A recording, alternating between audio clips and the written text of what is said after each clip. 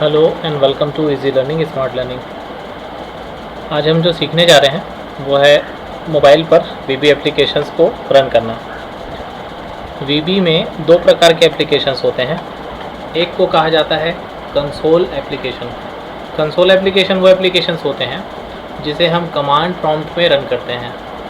तो जाहिर सी बात है, ऐसे एप्लीकेशंस को आप केवल कमांड के द्वारा एग्जीक्यूट कर सकते हैं और इसलिए इसे आप किसी भी ऐसी जगह रन कर सकते हैं जहाँ पे कमांड दिया जा सकता है, जहाँ कमांड देने की सुविधा मौजूद हो। दूसरे प्रकार का VB.NET में जो एप्लीकेशन बनाया जाता है उसे हम विंडोज़ एप्लीकेशन कहते हैं। विंडोज़ एप्लीकेशन या विंडोज़ फॉर्म एप्लीकेशन ऐसे एप्लीकेशंस होते हैं जो GUI को सपोर्ट करते हैं, ग्राफिकल यूज़र इंटरफेस। जैसे कि आपको नोटपैड का प्रोग्राम दिख रहा है, ये एक GUI एप्लीकेशन है। इसे आप कमांड प्रॉम्प्ट के द्वारा नहीं चला सकते, आपको इसके लिए विंडोज़ एप्लीकेशन की ज़रूरत पड़ेगी। तो मैंने सोचा कि जिस स्थिति से भी हम गुजर रहे हैं, हमारे पास में यदि लैपटॉप ना हो, यदि हमारे पास कंप्यूटर सिस्टम ना हो, तो उस कंडीशन पे हम प्रोग्रामिंग कैसे सीखें घर बैठे। तो इसलिए मैंने लेक्चर आपके लिए तैयार किया।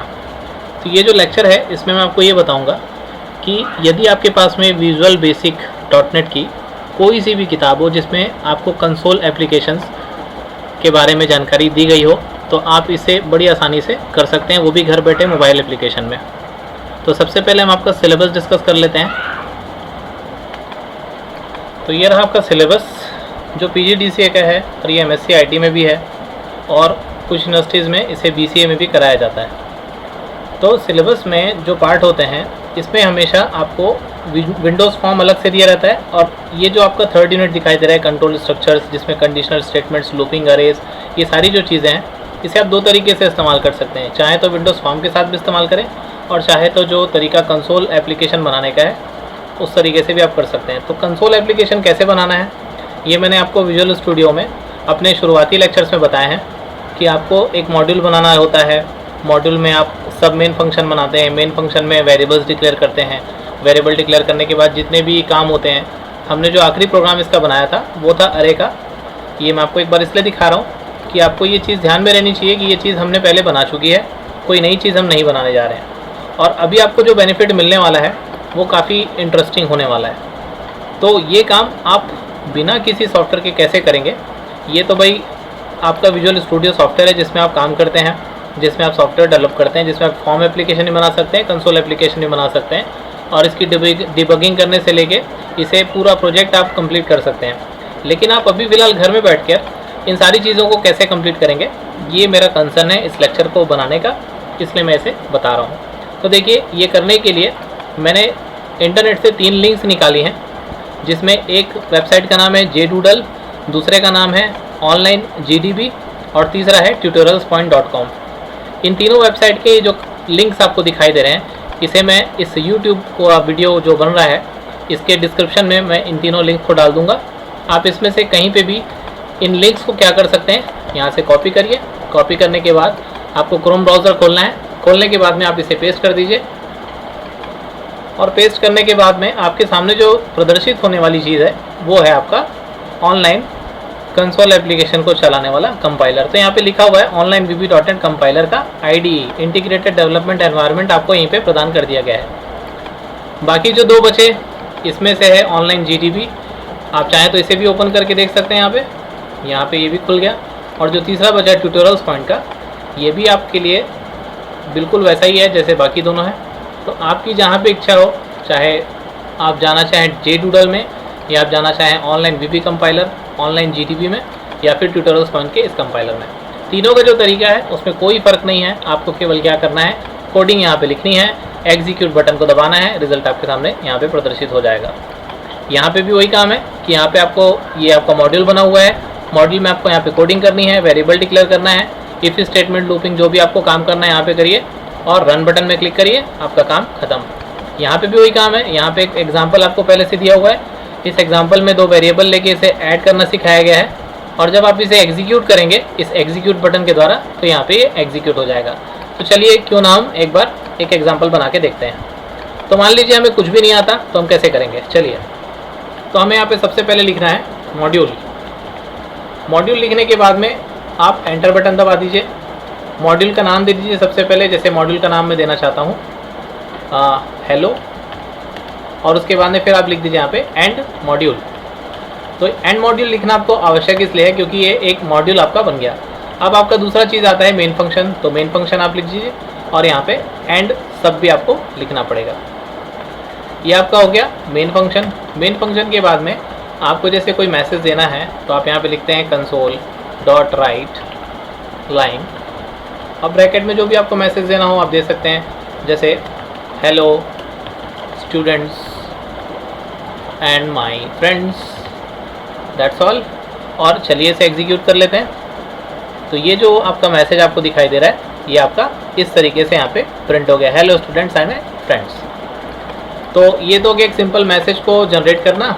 इसी प्रकार से आप यदि कोई वेरिएबल डिक्लेयर करना चाहते हैं, डिम ए एज इंटीजर, ये है कि आपको यहाँ पे फैसिलिटी नहीं प्रोवाइड हो रही है कि सारी चीज़ें जैसे VB.NET में जब आप टाइप करते हैं, जैसे आप कोई वेरिएबल डिक्लेयर करते हैं तो यहाँ पे आपको डिम ए एज इंटीजर यहाँ पे पूरा लिखा हुआ मिल जाता है। ये सारी चीज़ें आपको लिखी हुई ऑटोमेटिक यहाँ पे जनरेट नहीं हो रही है। बस फ़र्क इतना है कि आपको यहाँ पे थोड़ी सी मेहनत करनी पड़ेगी, जो अच्छा भी आपके लिए कि कम से कम आप एक तरीके से प्रोग्रामिंग के जो कंसेप्ट हैं, वेरिएबल डिक्लेयर करना और क्या क्या चीज़ें टाइप करनी पड़ती है, कैसी स्पेलिंग होनी चाहिए, क्या नहीं होना चाहिए, ये सारी चीज़ों को आप अच्छी तरीके से भली भांति समझ पाएंगे।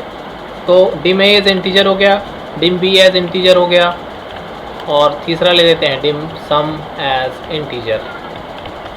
ये लेने के बाद हम इक्वल टू जैसे कंसोल डॉट रीड लाइन, ये मेथड किस लिए काम आता है, किसी वेरिएबल की वैल्यू को रीड करने के लिए। तो मैंने यहाँ पे equal to console dot read line लिख दिया और यहाँ पे b is equal to console dot read line हमने लिख दिया। अब हम क्या करते हैं, sum is equal to a plus b कर देते हैं और कंसोल डॉट राइट जो सम की वैल्यू है उसे प्रिंट करा देते हैं। तो हम यहाँ पे क्या कर रहे हैं, दो वेरिएबल ले रहे हैं, इन दोनों को रीड कर रहे हैं, दोनों की वैल्यू को, और दोनों को सम करा के क्या कर दे रहे हैं, प्रिंट करा दे रहे हैं। एग्जीक्यूट करते हैं। एग्जीक्यूट करने के बाद में आपको यहाँ पे 0 आ रहा है क्योंकि यहाँ पे कंसोल डॉट रीड लाइन जो है यहाँ पे कोई वैल्यू रीड नहीं कर रहा है। तो आप चाहें तो यहाँ पे डायरेक्टली कोई वैल्यू प्रोवाइड करा सकते हैं, जैसे कि 456 प्लस 4। अभी से रन करके देखिए तो आपके सामने जो आउटपुट प्रदर्शित होगा वो कितना हो रहा है, 460। अगर मैं गलत नहीं हूँ तो आपको दिखाई दे रहा है कि यहाँ पे 460 लिखा हुआ है। तो जैसे ये प्रोग्राम मैंने यहाँ पे टाइप किया, आप इसे पूरा का पूरा कॉपी करिए। कॉपी करने के बाद आप किसी भी यहाँ पे कंपाइलर आपको दिखाई दे रहा है, यहाँ पे पेस्ट करिए और आप कहीं पे भी इसे रन करेंगे आपके आउटपुट में कोई परिवर्तन नहीं आने वाला। तो ये है आपका घर बैठे किसी प्रोग्राम को चलाने का तरीका VB.NET में। आप यहाँ पे चाहे इफ़ स्टेटमेंट हो, चाहे फॉर लूप हो, कोई सा भी प्रोग्राम हो, आप उसे रन कर सकते हैं। तो देखिए मेरा काम था आपको बताना जो मैंने आपको बताया। अब जैसे हम यहाँ पे पुराना कोई प्रोग्राम देखते हैं जिसमें जैसे ये अरे का ही प्रोग्राम ले लेते हैं, जिसमें हमने अरे डिक्लेयर किया था, अरे को वैल्यूज़ दी थी। तो ये जो सब मेन फंक्शन हमने यहाँ पे बना के रखा है, इस पूरे के पूरे प्रोग्राम को मैं क्या करता हूँ, कॉपी कर लेता हूँ। और कॉपी करने के बाद में मैं किसी भी एक कंपाइलर, चलिए ये कंपाइलर हमारा बच गया है, इसमें हम क्या कर देते हैं, यहाँ से लेकर पूरा इसे नीचे तक पेस्ट कर देते हैं। तो ये हमने मॉड्यूल बना लिया। अब इसे हम एग्जीक्यूट करते हैं। तो ये देखिए यहाँ पे रन नहीं हुआ, चलिए दूसरी जगह रन करके देख लेते हैं इसे।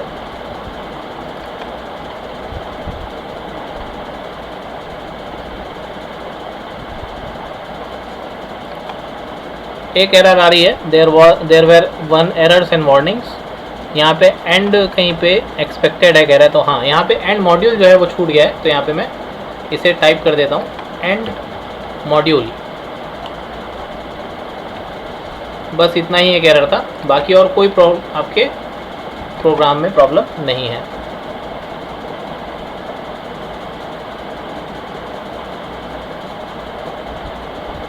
तो ये रहा आपका रिजल्ट आपके सामने, और ये पूरे एरे के एलिमेंट जो हैं आपको दिखाई दे रहे होंगे कि 5वां नंबर का जो एलिमेंट है वो 234 है।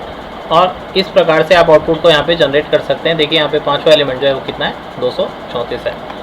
तो ये लेक्चर आपको यदि पसंद आया हो तो कृपया लाइक बटन दबाने में देर ना करें, और लिंक डिस्क्रिप्शन में मैंने आपको बताया कि ये जो सारे लिंक्स हैं मैं आपको डिस्क्रिप्शन बॉक्स पे दे दे रहा हूँ। तो कृपया करके घर बैठे आप ज़रूर कंसोल प्रोग्रामिंग सीखें, और आपके सिलेबस के जितने भी ये टॉपिक्स हैं कंट्रोल कंस्ट्रक्ट से related, conditional statement, looping statement, arrays, ये सारे आप घर पे बैठ के करिए और एक प्रोग्राम बनाना सीखिए।